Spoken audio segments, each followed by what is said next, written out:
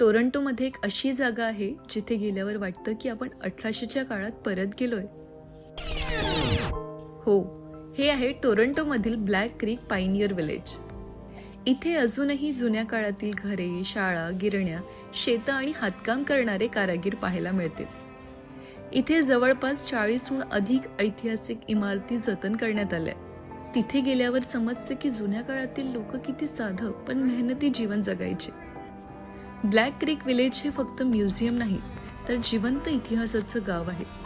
इथले कर्मचारी आजही त्या काळातील कपडे घालून काम करतात, जणू वेळच थांबलीये.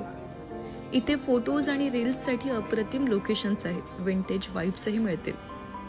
प्रत्येक वर्षी इथे मॅपल सिरप फेस्टिवल भरतो, जिथे लोक जुन्या पद्धतीने सिरप बनवतात. काही लोक म्हणतात की इथे अजूनही काही पॅरानॉर्मल ॲक्टिव्हिटीज घडतात. बर्विक हाऊस आणि हाफवे हाऊसमध्ये काहींना रात्री विचित्र आवाज, पावलांचे आवाज आणि हलत्या सावल्या दिसल्याचं सांगतात. काही जण सांगतात की फोटोजमध्ये धुरकट आकृती दिसते, दरवाजे आपोआप बंद होतात आणि हवा अचानक थंड होते. जणू इतिहास अजूनही जिवंत आहे, फक्त वेगळ्या रूपात. म्हणतात ना, काही ठिकाणं फक्त पाहण्यासाठी नसतात तर अनुभवण्यासाठी देखील असतात. आणि ब्लॅक क्रीक पायनियर विलेज हे त्याचं एक जिवंत उदाहरण आहे. इथे वेळ थांबतो पण आठवणी मात्र कायम राहतात. तुम्हाला इतिहास, निसर्ग आणि अनुभव एकाच ठिकाणी मिळवायचं असेल तर टोरंटोमधील ब्लॅक क्रीक पायनियर विलेजला नक्की भेट द्या.